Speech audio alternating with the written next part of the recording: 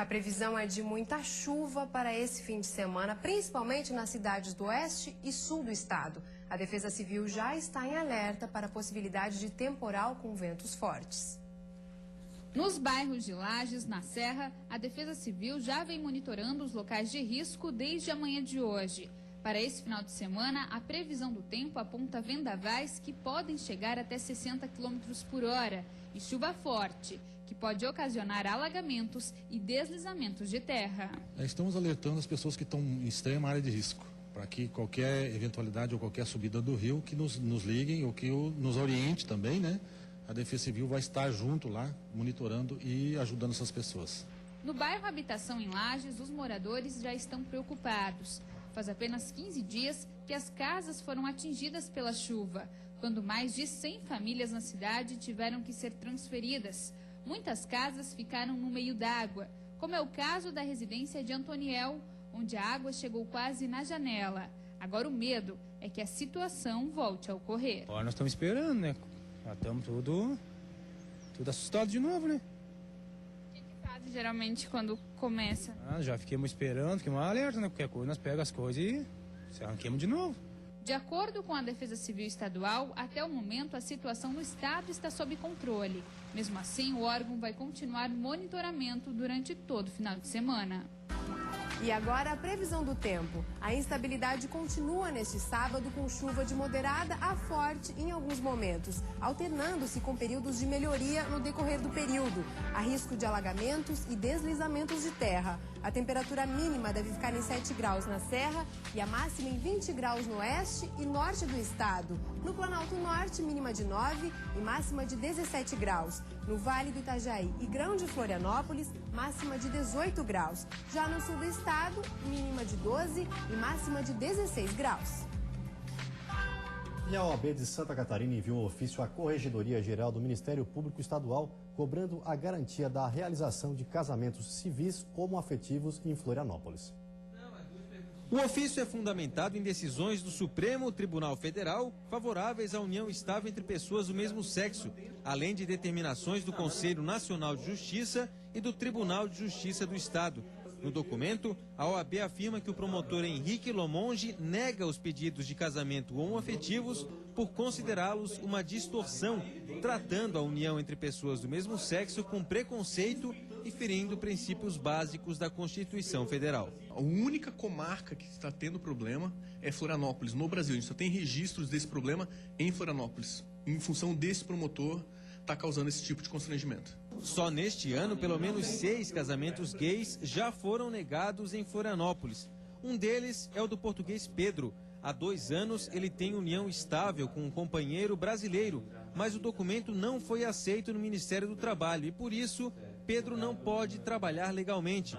O casamento civil seria a solução, mas ele vai precisar entrar na justiça para garantir seu direito. Nós ouvimos falar internacionalmente que o Brasil está a crescer, está a evoluir, mas evolui economicamente, mas não evolui a nível de cidadania, a nível de respeito, a nível do bem-estar das pessoas, não existe. Vamos para a frente com o processo judicial, não é? Que vai ter um custo para juntar todo o processo bem alto. Diversas ONGs manifestaram repúdio à posição do promotor. O grupo Acontece Arte Política LGBT já divulgou nota e vai enviar carta à ministra dos Direitos Humanos, Maria do Rosário. Segundo a vice-presidente da ONG, os casamentos entre pessoas do mesmo sexo acontecem sem problemas em todo o Brasil, inclusive em cidades da região metropolitana de Florianópolis, como São José e Palhoça. Ela lembra que, apesar das dificuldades para homossexuais no âmbito legal, Florianópolis é o segundo destino turístico. Para os hotéis, para as boates, para os bares, enquanto que direito civil não, né? A intenção agora é divulgar isso, né, para o Brasil inteiro, porque Santa Catarina ainda tem a doce ilusão de que nós não temos problemas com preconceito. Aqui temos, diariamente. Em nota, o promotor de justiça Henrique Limonge disse que o Ministério Público de Santa Catarina não está agindo de maneira preconceituosa ou homofóbica, mas dentro do que diz a lei. A Justiça Eleitoral de Palhoça deferiu um pedido do Ministério Público do Estado e pediu o afastamento do atual prefeito do município, Camilo Martins. A denúncia foi ajuizada no final de 2012 e afirma que Camilo usou verba pública para fazer promoção pessoal. Na época, ele foi multado em R$50 mil. Segundo informações do Ministério Público Eleitoral, a ONG Viver Palhoça de Camilo Martins teria sido usada em ações sociais nos bairros mais carentes da cidade, quando o político já era pré-candidato a prefeito. Camilo foi comunicado do afastamento no início da tarde de hoje. A decisão ainda cabe recurso. O caso será decidido em definitivo pelo Tribunal Regional Eleitoral de Santa Catarina. A nossa equipe tentou entrar em contato com Camilo Martins durante a tarde de hoje, mas ele não atendeu as ligações. E os advogados de Marcos Queiroz entraram com um pedido hoje à tarde de habeas corpus. O empresário foi preso em Indaiatuba, interior de São Paulo, permanece no presídio regional, onde foi ouvido ontem. Os delegados que acompanham o caso concederam entrevista coletiva agora há pouco em Joinville. O de Marcos Antônio de Queiroz ocorreu dentro do presídio regional de Joinville. Os 4 delegados que comandam os inquéritos chegaram na tarde de ontem à unidade e só saíram à noite. Em uma sala, eles interrogaram o suspeito por mais de 6 horas. Os 2 advogados que vieram de Indaiatuba para acompanhar o caso orientaram o empresário a colaborar com as investigações. Ele informou que sabia que estava irregular ao vender apartamentos sem o registro de incorporação e o alvará de construção. E confessou que praticou a venda dos imóveis sem ter as devidas licenças, né? Então isso já é um dos indícios, né, diante de todos que foram apurados até o momento, para que há a possibilidade dessa prática desse estelionato. Marcos Queiroz declarou que chegou a Joinville em 2011. Aqui andava em carros de luxo e morava em moradia de alto padrão, cujo aluguel era de R$ 4.500. A Polícia Civil tem até quinta-feira para encaminhar os 3 inquéritos ao Fórum de Joinville. Mesmo após a entrega, os 4 delegados ainda vão ter muito trabalho.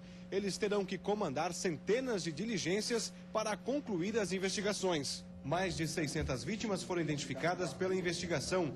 Ao todo foram vendidos 324 apartamentos.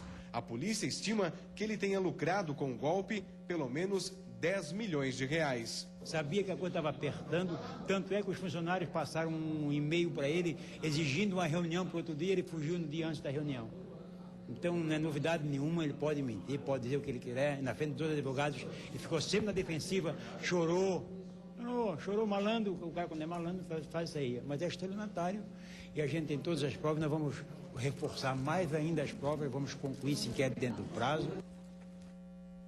E depois do intervalo tem futebol. A queda do técnico Vadão do Criciúma depois dos protestos da torcida. E os detalhes da 17ª rodada da Série B do Campeonato Brasileiro. O Banho de Cidade volta já.